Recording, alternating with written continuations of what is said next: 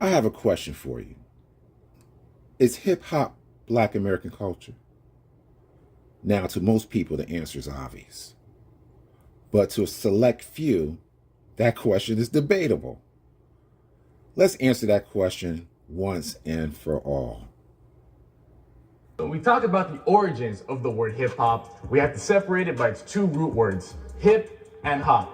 Both have existed together in Black American culture since the 1920s in various iterations. Starting with the word hop, this was used by dancers in the 1920s to explain high energetic movement such as in the Lindy Hop dance style. Later, around the 1950s, both hip and hop began being used together to explain dance parties that the teens used to participate in that were usually called hippity hops or hip hops. The phrase hip evolved from African linguistics that meant enlightenment or to be in the know. So that's why today when people say, oh, this person is hip, that means that they are knowledgeable of what's trendy and relevant to today's society. So the first time that hip hop was used in the cultural context that we know today is when DJ Lovebug Starski and Keith Cowboy from Grandmaster Flash and the Furious Five used it as a call and response at a party. The story goes that both Cowboy and Starsky had a friend named Billy who was going off to the military. So at his last party, to make fun of Billy and give him a good send-off, both Cowboy and Starsky started marching around the stage like soldiers, chanting hip, hop, back and forth, and the crowd caught on to that and it became a really popular call and response. Later, in 1982, one of hip-hop's founders and pioneers, Afrika Bambaataa, was quoted calling the culture hip-hop because he actually liked how that call and response chant sounded and thought it was a good fit. He said something along the lines of, "We're just hip-hopping around," or "This is hip, and when you hear the music, you gotta hop to it." So at its core, the phrase hip-hop describes a culture that is both trendy and in the know, but also involves active, energetic participation, the hip and the hop. Shout out to Versastyles for that explanation. Now, how is it possible that the phrase hip hop, which we all know is rooted historically in Black American culture, be even questioned concerning its origins? It's not even necessary to talk about the music, the vernacular, the swag, the fashion. That would overwhelmingly prove that hip hop is Black American culture. See, under normal circumstances, that would be the end of the discussion. But these aren't normal circumstances.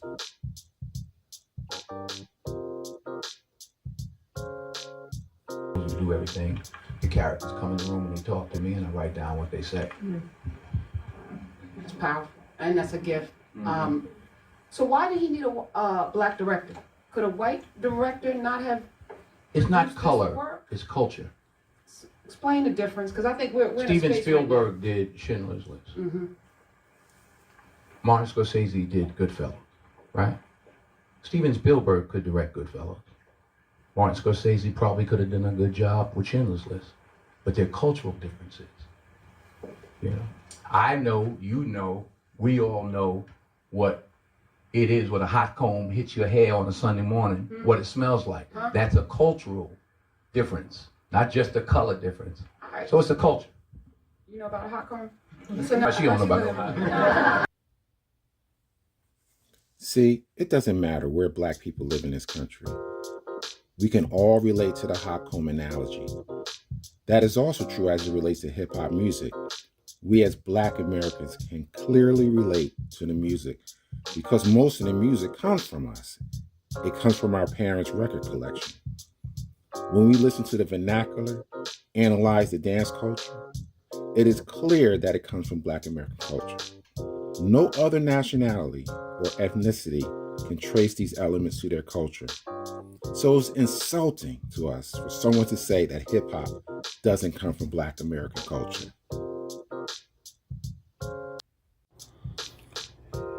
If you've been watching my videos, you already know what culture is. It's a set of values and behaviors that can be learned over time.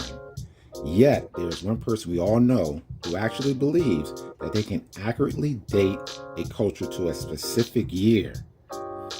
It is scientifically impossible to accurately date when a culture was created, The development of cultures can be affected by many things such as migration, occupation, or natural disasters, etc. Because of these types of occurrences, it is nearly impossible to pick a particular year. It is a common occurrence in my comment section of my videos where there will be a delusional respondent disagreeing with the premise that hip-hop is Black American culture. They consistently point to the ancestry of some of these guys as proof that it isn't Black American culture. Without fail, they always point out to the usual suspects like Herc Bambaataa and Flash. In their minds, this is proof that it isn't Black American culture. The problem with this debate is that both sides are arguing two different positions. Black Americans are arguing culture, the other side is arguing ancestry. We as Black Americans are not suggesting that there weren't Caribbean participation in the early years of hip hop. We are simply stating that hip hop culture is deeply rooted in Black American culture. In other words, there is no hip hop without Black Americans. The thing that I find so disturbing about this whole debate is the lack of respect Black American b-boys get with respect to breakdancing by some in the Puerto Rican community. After all, we created the terminology, yet with that, these Puerto Ricans refuse to acknowledge these early b-boys as the foundation of the dance. Now, on the flip side, Black Americans acknowledge the role Puerto Ricans played in evolving the dance. There. If we can go back to Herc and the early parties, you know, a lot of people say that the Nigga Twins were the first b-boys. How do you feel about that concept? That concept, that's the biggest bold-faced lie in history. Why In is that? history. What is your reasoning behind that? Because there's nothing that they had done or they were a part of, Yeah. and not even their dance style, had any influence to the way it's being done today. They don't lay no foundation in my generation that allows the evolution to the way the dance is being done today. They don't play no part of it. Mm. Now, I have a link on my page, and it's with Coke LaRock, who's considered the first MC Yeah. to a block party or a hurt party. And he clearly states that the first b-boy to exist was a guy named Sasa. Mm. And his name was really Salsa. Ah. And he even claims in this link that he comes way before the Nigga Twins, and he is to be considered the first b-boy. Wow. Now with Coke LaRock is depicting a Cool Herc jam, and he affiliates salsa in a Cool Herc jam. Mind you, salsa is Puerto Rican. Yeah. So for them to erase who salsa was and put the Nigga Twins before them, even though Zulu Kings were established before the Nigga Twins were around, we have something wrong here. Right. But was this guy Salsa, was he doing the same movements that Zulu Kings and people like you were doing? Do we know that? Yeah, well, do we know? Yeah, he plays more of a Puerto Rican flavor Okay. to it. You know, you got to remember Zulu Kings. If you ever see Frosty Freeze dance, Yeah, yeah. Mm-hmm. Frosty Freeze used to do a thing called a Zulu King around the world spin. Mm. All right. Yeah. Man, track 2 is all over the place. I mean, it's clear that he got some bad information. It's amazing. Like, this guy was supposed to be there, but he got so much wrong. Now, you notice when he thought Sasa was Puerto Rican, he gave him high praise. I bet you if he thought Trixie was Puerto Rican, he would do the same. But he dogged out the twins because they were Black American. This is how you know they're not for us. I want to draw your attention to an interesting comparison, which has nothing to do with hip hop, but it does have similar moving parts. I believe it's safe to say that we can all agree that martial arts is part of Asian culture historically, right? Even though there are people globally that practice martial arts, we can still agree that Asia gave birth to these disciplines. Now follow me very closely here. Do you know who this guy is? His name is Helio Gracie. Now he created a new system of jiu-jitsu, which he calls Brazilian jiu-jitsu. The majority of the practitioners of this discipline say that this system is superior to Japanese system. The Japanese system is the foundational system that gave birth to the Brazilian system. Helio Gracie could have named this system anything he wanted. He could have excluded the Japanese reference, but he chose not to.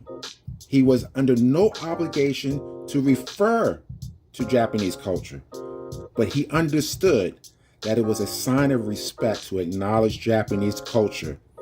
Puerto Ricans need to follow this example. Now let's be clear. The Brazilians acknowledge the foundation of their martial arts by citing Japan.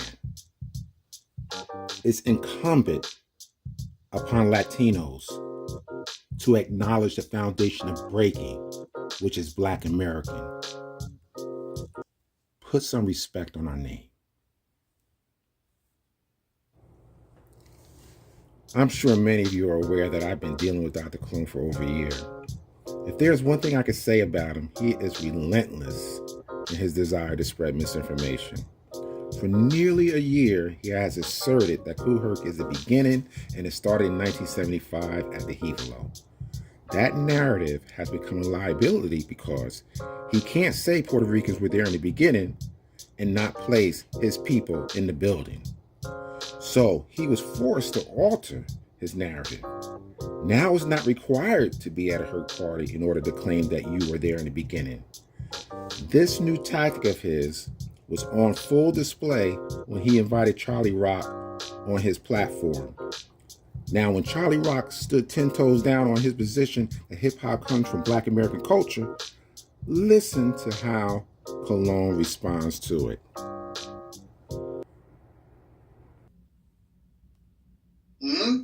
You know, but it is a Black American thing. Okay. And I already know. That's where it became. Yeah. Yes. And I already know from the chat they're gonna take this and run with that and say, see what he's saying? Y'all weren't. They're gonna twist it. So it is what it is. Listen, you know. And Yeah. I think I'm pretty clear on what I say. Mm-hmm. You know. Yeah. And it's something that's born out of Black urban culture. There were people, you know. Mm-hmm. You know, this culture was born out of Black urban culture. Were there people involved with us who were Puerto Rican? Yes. Who were Caribbean? Yes. But they were. They best way I can put it is they hung out with Black Americans. Okay, and I you know, I accept your answer. You know, we talked about, you know, it's what I've seen, my witness, my experience, that's a better way to put it, has always been that, you know, from what I've seen personally, was that within the community of the Bronx, which is a lot of times called the Black community, the African American community, I would just say, urban community. And within that urban community, you had different walks of, you know, different nationalities. So you could be on one block. For instance, my block was Echo Place, and so I could walk. Yeah, I know Echo. I could walk down towards Echo Park and turn towards Anthony Avenue, and that would be predominantly African American. But Echo Place was a melting pot. It was African American and Puerto Rican, pretty much right 50-50. So it depended on where you went. And I'm talking 75. This is when I start to see the early B-boys, the jams at That's about right. That's about right where the timeline comes. Yeah, so that's about right. So that. While Cologne says he respects Charlie Rock's opinion, he certainly disagrees with it. See, according to Cologne, if Charlie Rock just traveled the Bronx more vigorously, he would not conclude that hip-hop comes from Black American culture only. So this particular narrative continues, man. It shows up again more notably in a discussion that Tyreek had with Cologne on Red Supreme's platform. Yes. Yeah, but let me answer Tariq. So as far as Chiraq, so Pumpkin is Panamanian and Costa Rican. The conga player that's playing on Rapping and Rocking the House is Puerto Rican. Okay, so and I have him in my documentary coming up talking about that session and what happened in that session and the climate in the Bronx. So when they say, this is what I want to know, Tariq, when they say, what element are they talking about? Are they talking about MCing? Are they talking about the B-boys? Because Charlie Rock says there wasn't a lot of B-boys, but then I bring up 5 foundational B-boy crews from 75 to 79, and he says I never heard of them. Right. So Nobody's ever heard of those people. No, that's not true, brother. That's not true. What flyers are they on? TBB? Yes. What flyers do you see those guys I got on? flyers for you. I'll send you the flyers. I would love I'll to see send them. you the flyers. I'll From send what it to and from what year? Right, the 70s. I'll send you the I flyers. would like to see them. All Okay. of these other Puerto Rican B-boy crews you were naming, none of them are on flyers. Yep, they're all on flyers, bro. No, TBB how is come on nobody? flyers. Whose flyer? I would love to see these flyers. Jams. Because nobody heard with of these us. guys, bro. And these That's weren't not really true. B-boy crews. These were just like little cliques of Puerto Rican dudes hanging with each other. They weren't really B-boy crews. You're saying they're B-boy crews. Nobody knew them. But we talked about earlier, you weren't on yet. We talked about what was happening on Herc's side of town, what was happening in Bronxdale where Mario was, and then we talked about what was happening in the South Bronx, 118, 129 St. Martin's. That's where they were. So if you talk to Grand Wizard Theodore, he'll tell you who those crews were. If you talk to Charlie Chase, he'll tell you who those crews were. The B-boy community knows who those crews were. I don't know how Charlie Rock does not know them. He says he was around there, but he says up and down he has no record. But here's what's funny, Tariq. He says he doesn't know them, but he knows Track 2 and he knows Bomb 5. Track 2 is from Star Child of Rock, one of those crews. Bomb 5 is from And nobody TBB. heard of these. Nobody heard of Star Child of Rock. They've never been on no flyers back in the day. Oh, brother, I'll send them to you.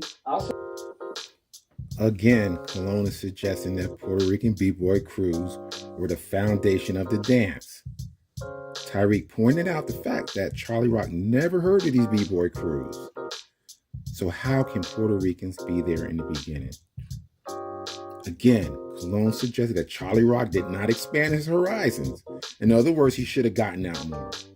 It's clear that this new narrative is causing him to slip deeper and deeper in the rabbit hole.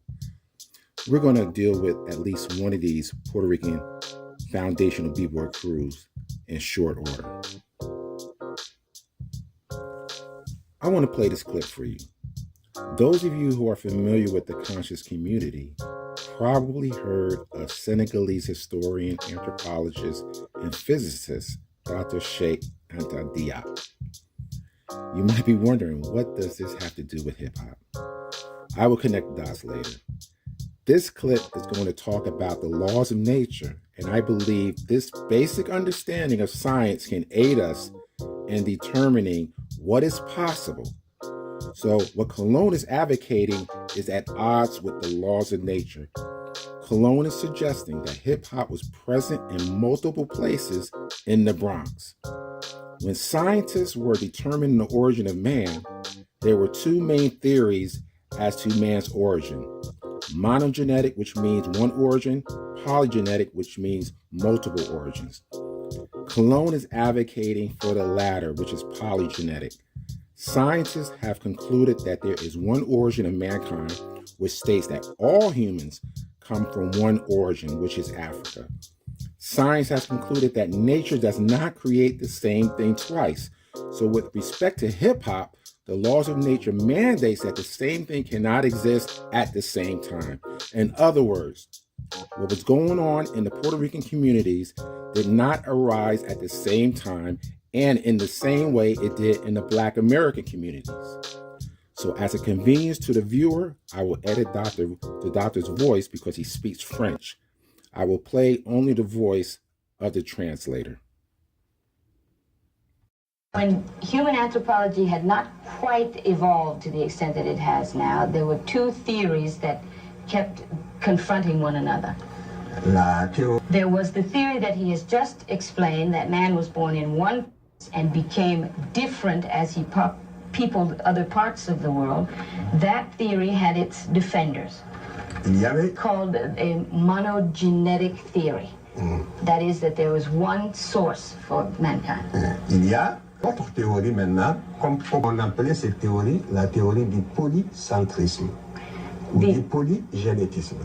The second theory is that of is a polygenetic theory, which believes or contends that man was born in Africa and also in Europe and also in Asia. In other words, that there were several locations in the world where man finds his origin. Et que d'ailleurs, c'est cela that explains their differences. Alors, cette théorie, that theory has a certain amount of made a certain amount of sense. Not that it made good sense, but it made a certain amount of sense. It would explain that there are different peoples in different parts of the world with different characteristics. Mais under closer scrutiny, there were two things that this theory fall apart more or less. D'abord, la nature. First is that nature never strikes twice in its evolution. It doesn't ever hit the same place two times. Nature doesn't create twice the same thing. In the animal kingdom, the same being. The same being. In the animal kingdom, you can see that throughout the evolution of animals, a being was created, and it either disappeared or changed somewhat, or a new being completely was created, but never the same being twice. And to remain strictly scientific, it doesn't make common sense to say that man was created twice. D'autre part, la recherche. So again, how does this relate to hip hop? Nature does not produce the same thing twice. So there can't be two hip hops at the same time. Now take note, when people like Cologne tell you hip hop emerged in their neighborhoods at the same time as it did in predominantly Black American neighborhoods, rest assured that's untrue. I can't emphasize this point enough. Understand this. In the early 70s, Latinos had their own dance culture, which consisted of salsa, dancing, rock, and Latin hustle.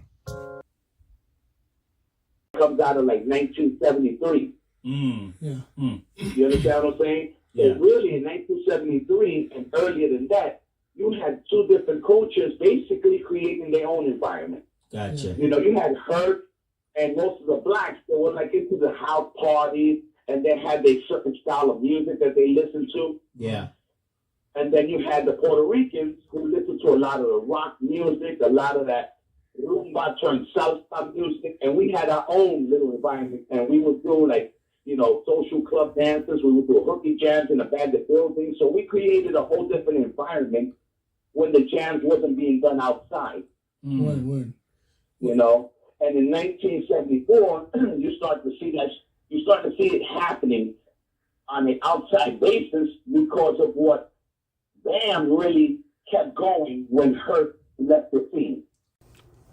I want to take a minute to highlight this article from Richard Powers, who's going to talk about 1970s disco dancing. And this article shows the immense influence Black American culture had on Puerto Ricans.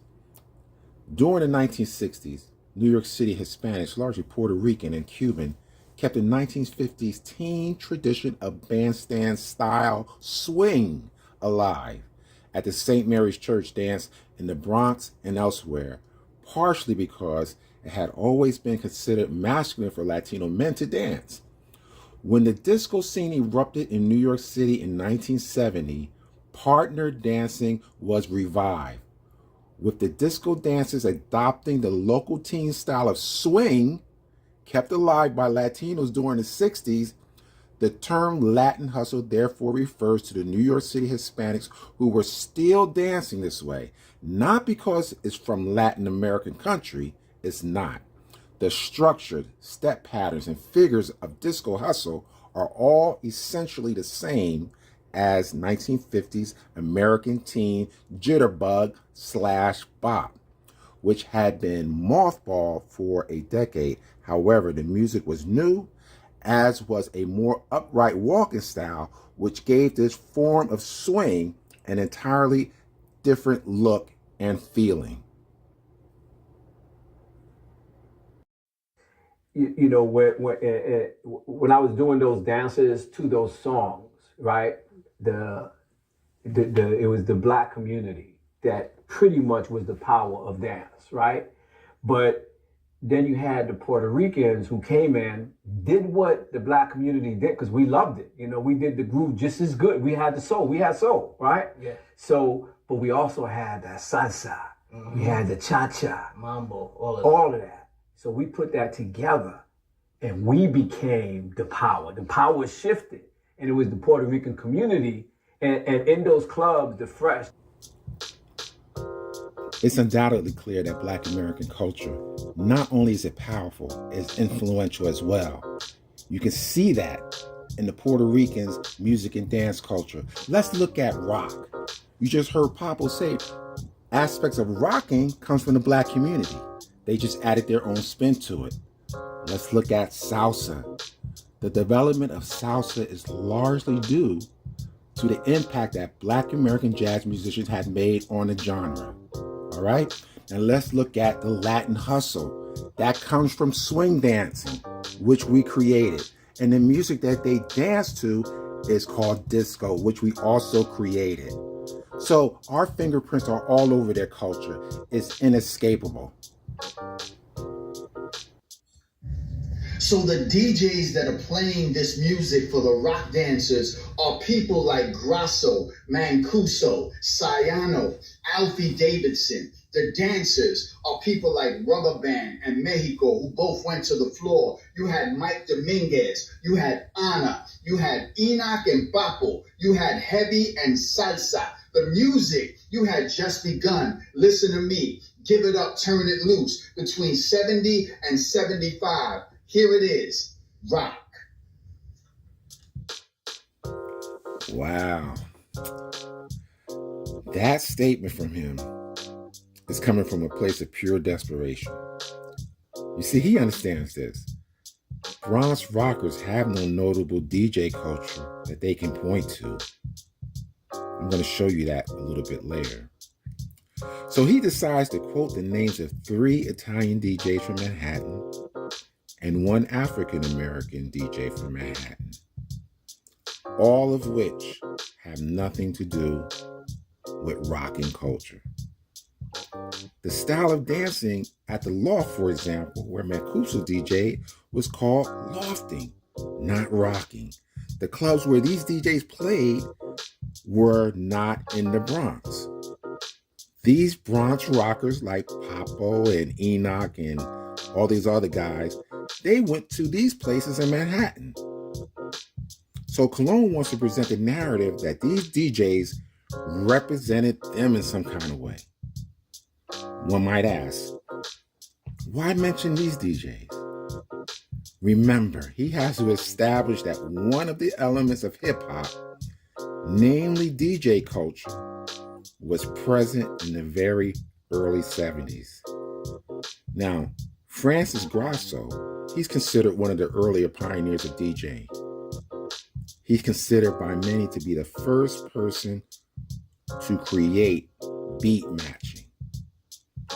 Now, I know for a fact there's a lot of disagreement with that assessment in the Black American community. But that is the consensus narrative. If you go on Google, that's what they will say.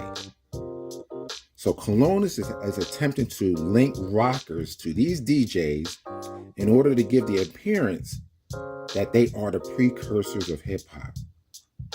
He is clearly trying to write us out of our own history. Mancuso, Grasso, Ciano, Davison were not hip hop DJs in any way. They didn't play breaks or mix or cut records in the same manner one would see in the Bronx during that same period. I want you to hear how Papo describes the club scene. All of that. So we put that together and we became the power. The power shifted and it was the Puerto Rican community and in those clubs, the Fresh, the Contiki, the Footsteps. And there was clubs before that, right? So there was the Forbidden Fruit, right? There was the Ruby Fool. There was the Pegasus. There was the Zoo. There was the Fudge Factory. There was the Sanctuary, who everybody will say was the best, the biggest. I just missed the Sanctuary. Sanctuary was that kid, Sonny Grasso, who I had told you about earlier, who was one of the DJs that found mixing. And if you look him up in Wikipedia, they got a whole lot of stuff on. Sonny Grasso was considered the pioneer of DJs. Sonny Grasso, yeah. Although Alfie was better than Sonny. Sonny just got all the, he got the credit, but Alfie was really the man. And wherever Alfie went, the crowd went. So now this is Alfie Davison, the person that Papo was referring to, who actually believed that he was better than Grasso. But so much of our history is laced with stories of white people claiming inventions or innovations that were done by Black Americans. It wouldn't surprise me if this brother created these particular innovations that Grasso gets credit for. Now here's another brother, one of our own, Grandmaster Flowers, who don't get his flowers because he died very young, but he's considered one of the best and one of the first. David played a record from beginning to end. There was no mixer. There was no turntables with pitch control. You heard the record the way it was made, the way it was pressed. 30 portraits. So 3 o'clock on Saturday, 4 o'clock during the week. So by we'd get to the loft at maybe 4 o'clock, so we'd have like 3 hours of the loft, but we'd catch like the last bit of the peak. But this is again now 1972. Although the loft had been happening before that for a while, but it was very, very underground, and it was black and it was gay, and it was just the most wonderful place I'd ever been, really. As far as it was someplace where it was very, you could blend in and you were different. Yeah. And you could be like, you could be like comfortable. Yeah, the loft was the most comfortable place you've ever been. Yeah, you could kind of blend in the loft. Who's Francis Grasso? That's a good question. What did Francis Grasso do that's so significant today? It's a heck of a question. When Francis, I guess, elevated the art to, or started making an art, something that became artful. I guess that's what Francis Grasso did. Did Francis Grasso discover mixing? Was Francis Grasso? I don't know. He was probably the first DJ, but I don't know if he discovered mixing. It just turned out, I guess, like you discover fire. One day something got hot and, they were eating it raw. And they decided, it tastes better hot and, cooked. I remember asking a friend of mine when he told me he went to the loft at Bridge Street for the first time. And I knew exactly what to ask him. Because I knew that I was going to get a thrill asking him. I go, what did you say to yourself when you first seen them guys dancing the way they danced there? That loft. He goes, man, I couldn't believe my eyes. He goes, those guys were breaking their backs on the dance floor. That's exactly how he put it. The Lord was the soul. The soul of it. It was the heart. We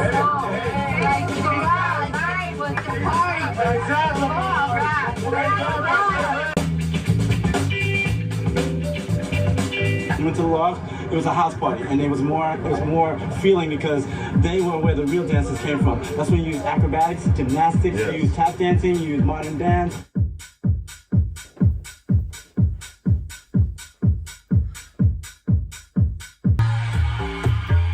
The mix was not really the priority. The priority was the feeling, creating the feeling from one record to the next. The most important thing was not really to match the pace of one record to the other. It was to tell a story. If you're a DJ who sort of tells stories with the records and matches feelings, I don't believe that it's anything anybody can really teach you. It comes from within inside of you. Either you have it or you don't have it. To be the type of DJ that, you know, now is associated with the garage sound, you had to have that instinctual thing for matching the feelings and telling a story. And David Mancuso, of course, was the originator of that. And then you had, you know, Nicky Siano and Larry Levan, who were both teenagers when David was playing on Broadway. They would try to sneak in there because you were supposed to be 18 to get in. And they, you know, they sort of studied David and then, you know, made their own style of it, but within the same school. And that is the feeling that Larry carried over to the garage. I thought it would be informative to get an insight into what it was like during that period of time. And as you could tell, there's nothing hip hop about it. That I'm from the neighborhood where the buildings are on fire. Yeah, I made that clear. And in that neighborhood, a lot of the pioneers of hip hop, Bambaataa, Flash. Bueno, que del barrio que viene él, viene muchos de los pioneros de... And all the B-boys were all black. I didn't see no Latino B-boys. No había ningún B-boy latino, todos eran negros. Yeah. Never heard of TBB, never heard of CC, never heard of them. In my neighborhood, all the B-boys, never heard of them. The king of breaking was Beaver, Zulu King. El rey del breaking era Beaver de los Zulu Kings. He was the #1 B-boy in my time. What time was that? Late 70s, 77, 78, 79. B-boy was the king. Zulu Kings were the best in the Bronx. Zulu Kings. That's right. I didn't say it. Mr. Wiggles said it. And he's from the Bronx. He said he never heard of TBB. Now, if they were truly a B-boy crew, he would have heard of them. If they were a founding B-boy crew, he would have heard of them. So what that tells me, they weren't a B-boy crew in 75. They were a rocking crew, as the name implies. So we're going to get this information correct. Matter of fact, let's hear what Batch has to say, what was going on in 75, 76. The primary question. What made me change the Bronx Boys Graffiti crew, which I wasn't even the press of? Pretty sure a lot of people know it was Cash. The reason, because right after that fall, we changed it into the Bronx Boys Graffiti crew to the Bronx Boys Rocking crew. Because now we was experimenting these crazy moves that we're trying to figure it out, or we're trying to come to a solution to see if people make some kind of a dance out of it. Ironically, by 1976, it started spreading like a rash throughout the Bronx. And before you know it, you had all these crews coming out. There wasn't no breakdancing, no. It was called rock. All right, so you heard what he said. He said there was no breakdancing in 1976. So what this tells me, he wasn't around when the Zulu Kings were around, because he would have known that the Zulu Kings were breaking in 75. So basically, again, Puerto Ricans were in their neighborhoods doing their thing. They had their own dance culture. It was unrelated to what the Black Americans were doing at the time.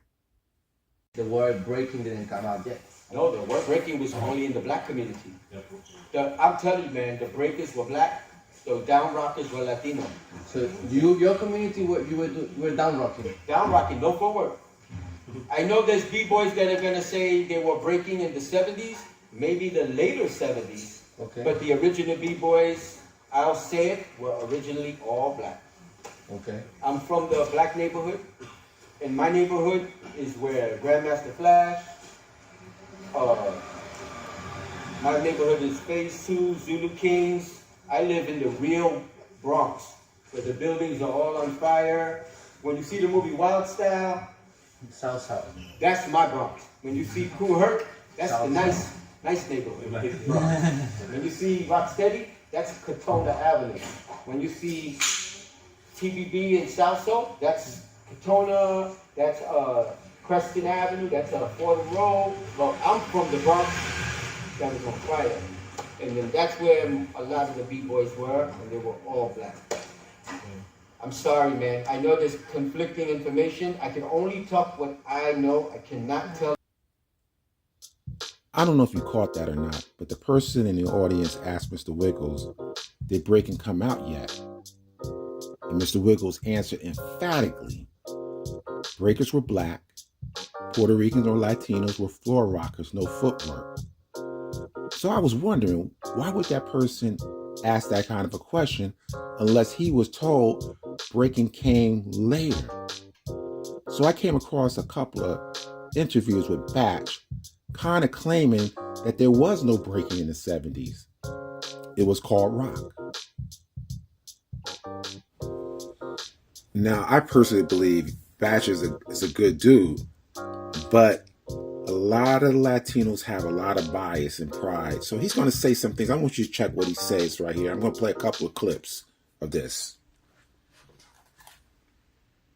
But the crew from Cats, they just looked at me like I was stupid. They didn't say shit. And I changed the name around and I added TBB, the Bronx Boys Rocking Crew. Right. 1975 was the first time you started seeing this b-boy shit. You not see it in the 70s. And the name was not breakdancing. Because I'll show you pictures where all the b-boys from the 1970s wearing the shirts. Rock Road Association, Star Child Rock, V-Rock, what's this guy's name? Bontu's crew, Rock So Fresh, Ready to Rock, and all of it. You never saw a name the word breakdancing. That's fucking bullshit. I'm gonna tell you where that came from. With all respect, and please pardon me for my boldness or how I am sounding, but all the schools started coming out. None of them said breaking. None of them said breakdancing. Every shirt said rock on it. Star Child of Rock, one of the first crews out there. That Track 2 came up with, he formed it right there with the Bronx Boy, because if you ask me, he is. Star Child of Rock is basically the second b-boy crew ever.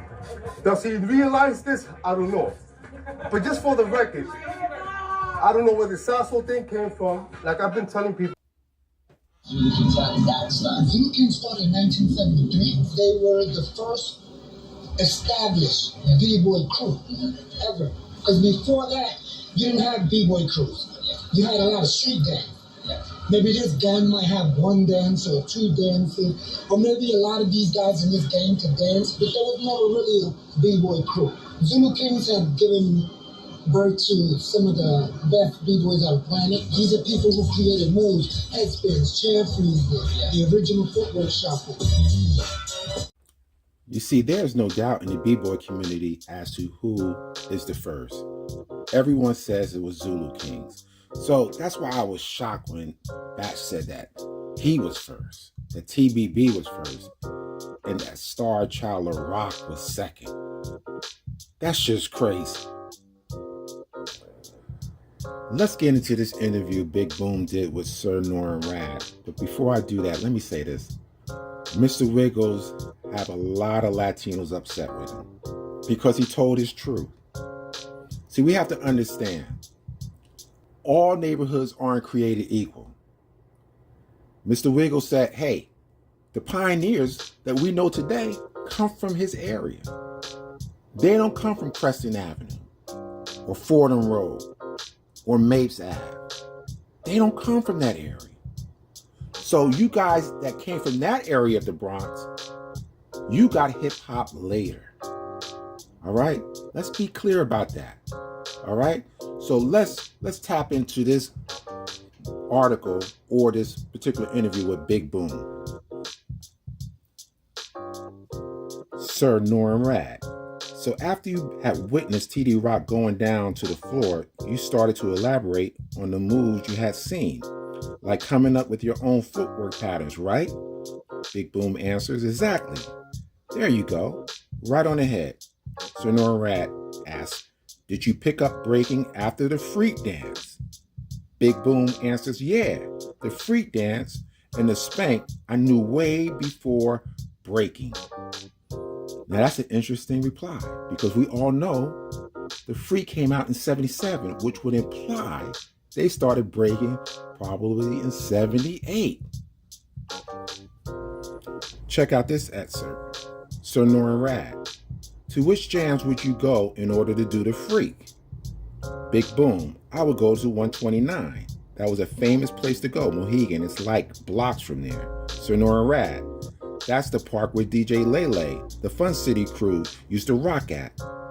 Right. DJ Lele was the one. Lele would be the DJ. Now this excerpt really pinpoint the date or the year. Sir Norman Rad, Kid, TDK, stated that in the beginning, the Disco Kid crew wasn't into b-boying.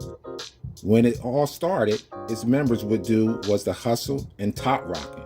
Then by 1978, they picked up b-boying and took it very seriously, having regular practice sessions at the dungeon.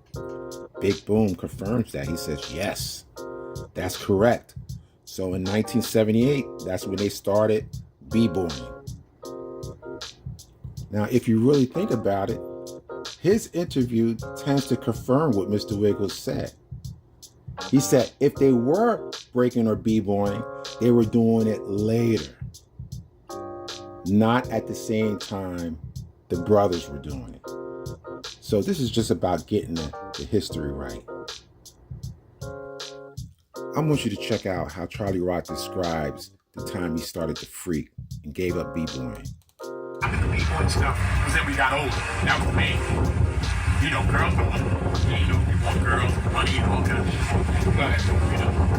And we start dancing out there. And we start doing the regular dance. The main dance that really took break was the freak dance. You know, and like I told you, I think another thing was like, you know, it was just getting up and but that's slow dancing, no, right? Freak is not grinding? Not slow dancing. Freak is not grinding. No, not at all. You be grinding on somebody, but it's not grinding like slow dancing. Right. It's like you're humping on somebody, man. It was crazy. They used to have freak contests down in Harlem at the 50 GAL. Okay. And I'm talking about $100 prizes, so you know, some money. Can you still do a little bit of freak? I know, you need a girl to do it. You need, I mean, imagine everything. Yeah, you like that? But you got a girl, it's like you're humping. Right. You know? But you're dancing with the girl. Okay. It's like, you know, almost like simulated sex. You're dancing. But that's the freak dance. And the wilder you got, the better you were. So, you know, if you like sex, and whatever you were doing, you did in the freak dance, like, yo, I'm in the freaking, you know. And the girls, some girls wouldn't do the freak dance because their thing was, I ain't doing that shit. I'm too, classy. But you had other chicks who did the freak dance. And dudes, of course, they got to get off, so, that kind of thing.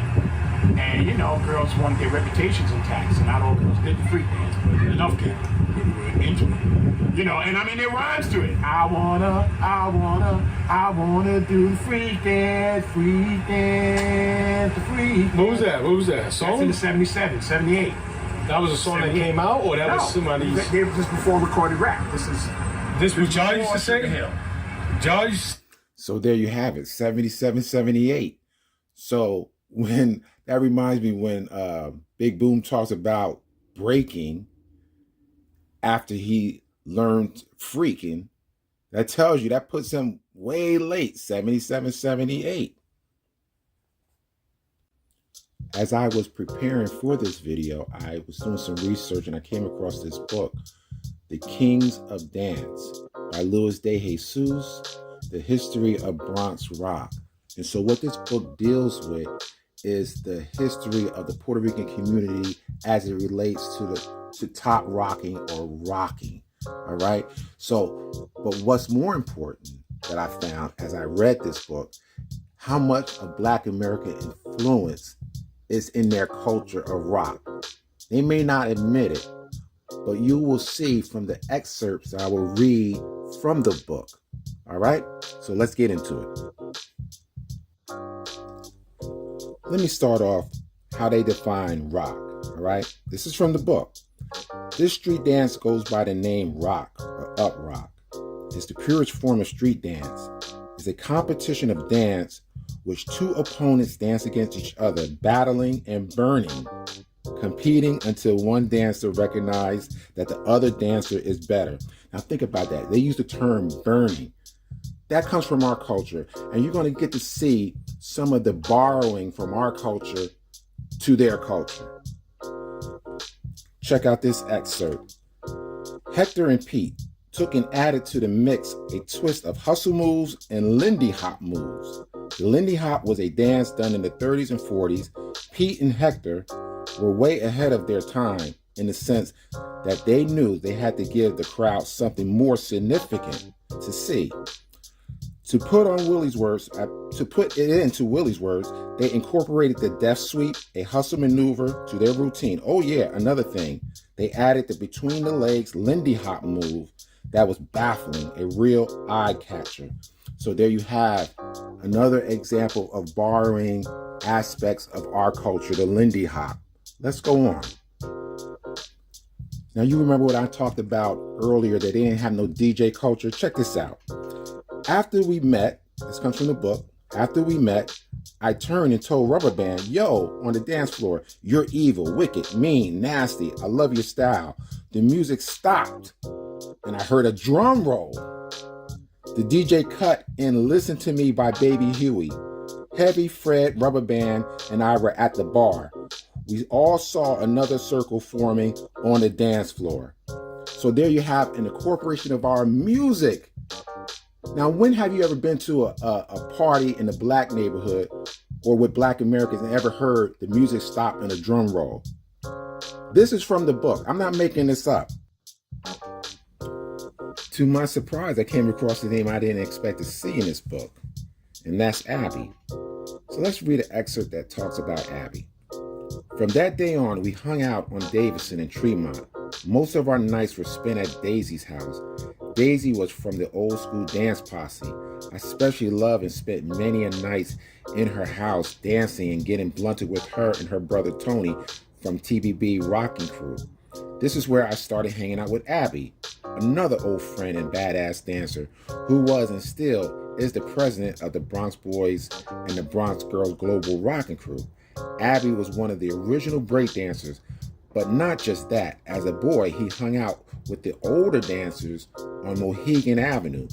Abby rock danced at a very young age. Although I consider Abby to be a rock dancer, he had been breakdancing since the beginning. Now the beginning is relative, right? His beginning is probably 77, 78, 79, for all we know. He was everywhere. I saw him in all the clubs and hooky parties, especially at the Dungeon. There was never a dull moment hanging out on Davidson Avenue. This was our hood. Now, he mentioned the Dungeon, and I believe the Dungeon was around like 77 to 79, I believe. So that kind of dates Abby as a rocker during that period. Let's go on. Now let's talk about the music they listened to, all right? Here we go. Music was classy to the utmost. Watching musicians hit their notes while the crowd would be in awe. Now that's music. There was not too many musicians in today's music scene like back then.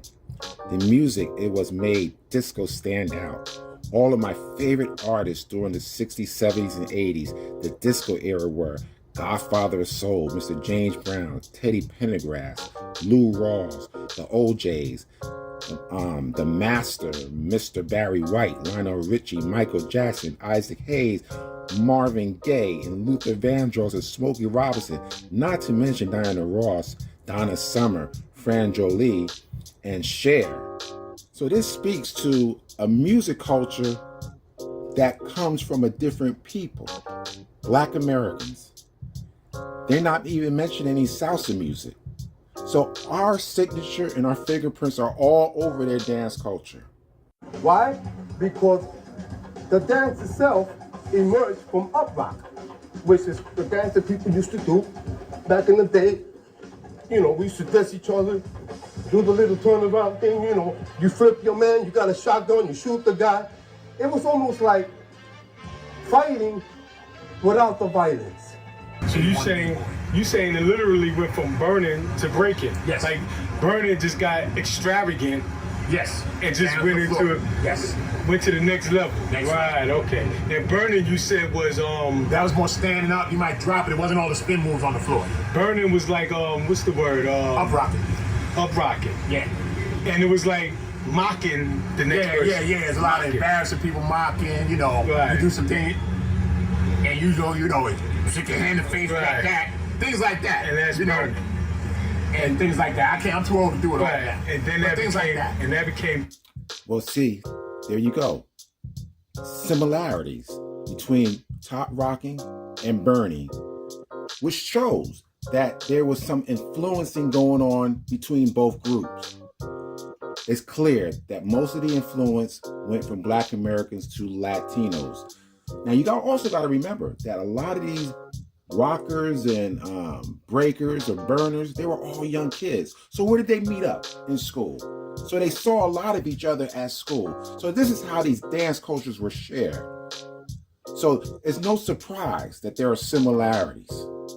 It all comes from one root, foundation of Black American.